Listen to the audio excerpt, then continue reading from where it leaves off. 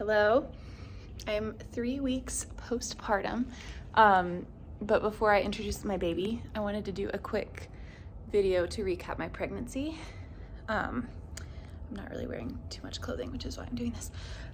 And it's nighttime, terrible video quality, but here we are. Okay. I had my baby January 4th. I'm not saying whether it's a boy or girl yet because I will introduce them in the next video. So January 4th, quick recap. Throughout pregnancy, we moved like 5 different times. I got pregnant when we were living in Greenville, South Carolina. Then we moved to Somerville, South Carolina for a month to live with my mom. And then we moved out to Colorado again. So lots of changes, lots of job changes. And thankfully, overall, I had a easy pregnancy. Otherwise, all of that would have been super hard.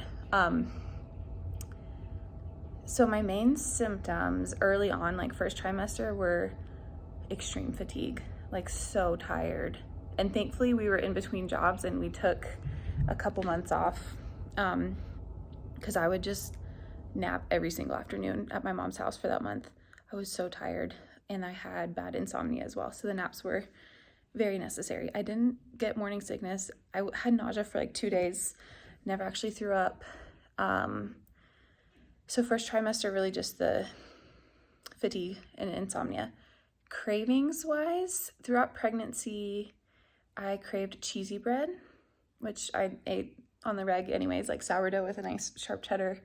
Towards the end, I really craved cookie dough. In between, I craved like frozen fruit and salty, crunchy chips. Those were my main things, but I really ate my normal diet like 70% of the time. I ate oysters and liver and all sorts of good things to just try to be as healthy as possible.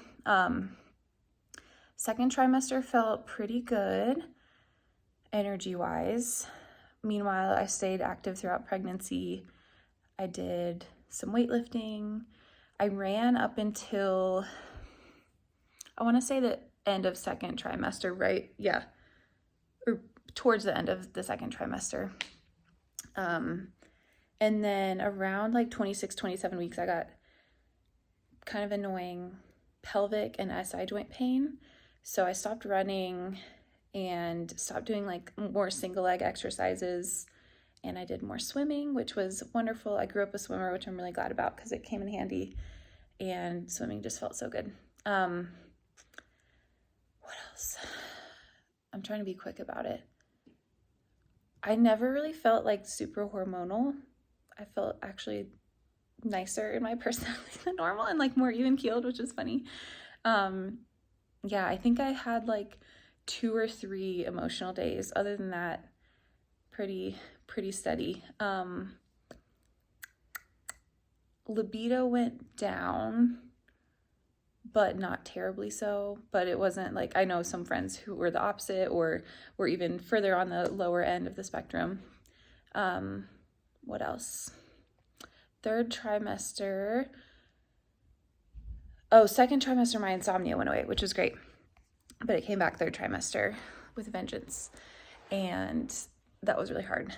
Some nights I was getting like 2 hours of sleep, like between 2 and 5 hours pretty much every night, third trimester. And I was taking Unisom, but really only once a week. And then towards the end, I would take it 2 to 3 times a week. And then the last week of pregnancy, I was like, can I please take it every night? And my doctor was like, yes, because I just felt like I needed to rest up and prepare for the big event. Third trimester, wanted some cookie dough, kept swimming. I took a bath almost every night just to relax and to help with any pelvic pain I was having.